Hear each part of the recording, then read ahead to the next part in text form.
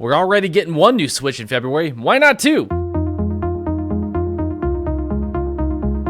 Hey everyone, welcome back to Permission to Game. Evan here. Hey, do me a favor, hit that subscribe button below. I really appreciate it. 2021 is shaping out to be potentially a really good year for Nintendo. We've already had a great announcement about the new Mario 3D World Bowser's Fury, accompanied with a all red and blue accented Nintendo Switch, which is still kind of in celebration for Mario's 35th, even though that was last year. It's a great start to 2021, considering that Nintendo really didn't do a lot in 2020 when it came to the Switch and first-party peripherals. Could this be the year that we actually get a Switch Pro? As fans, we've been dying for one.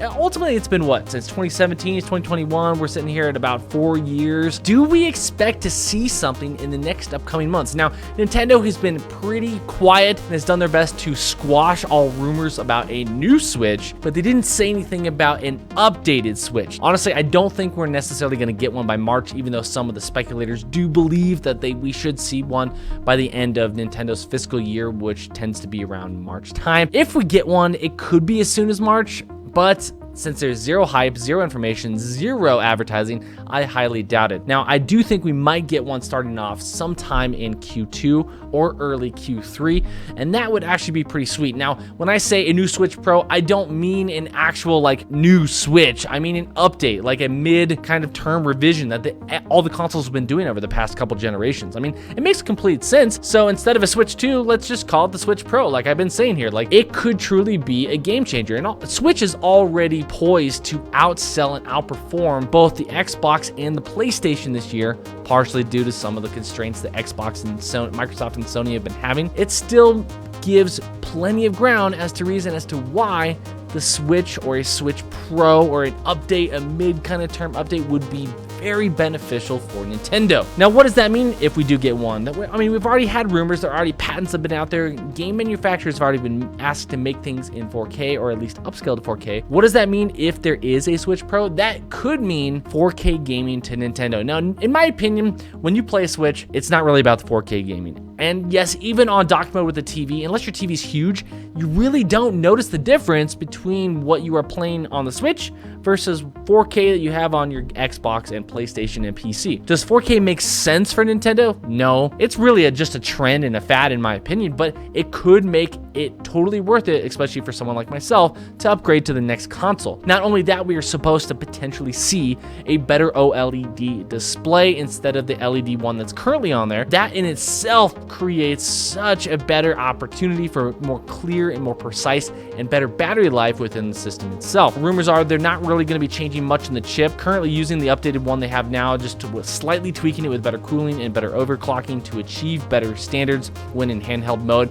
But we could see, since the dock currently for the Switch has been completely removed from anywhere online to purchase it, you could see a new dock that actually upscales your current Switch or this new Switch Pro to 4K capabilities and 4K resolution on the television itself. Now that could be really cool, a great way to make your Switch better without forcing you to buy a new peripheral. And that itself, that dock could be a game system without everything else on its own. Now, the Switch itself is also rumored to be including in the future Bluetooth capabilities. I don't know why Bluetooth was not included. Maybe just ran out of space putting it inside the thing because the thing is teeny. Bluetooth capabilities, that way you can listen to, watch, stream, do also have the right controllers and not have to worry about all the accessories, the little dongles you got to plug in as well. It does make gaming enjoyable and it creates a bigger opportunity for better peripherals out there for both third party and Nintendo directly to be making. I think it makes sense. We are at that range where the Switch has been out long enough. We either get a bunch of really cool additions because Nintendo also likes to do that,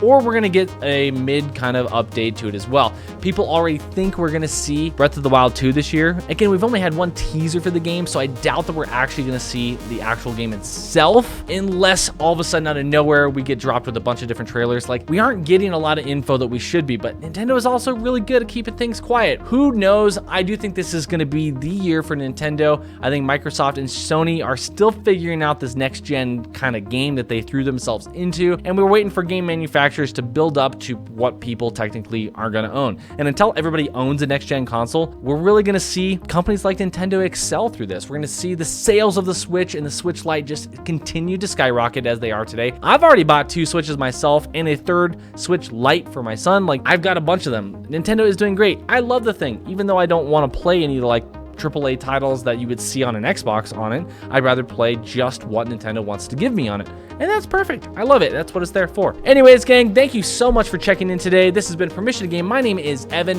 Again, remember, please subscribe below. I do appreciate everything you guys have to do, and I'll see you guys on another episode of Permission to Game. And as always, keep moving forward.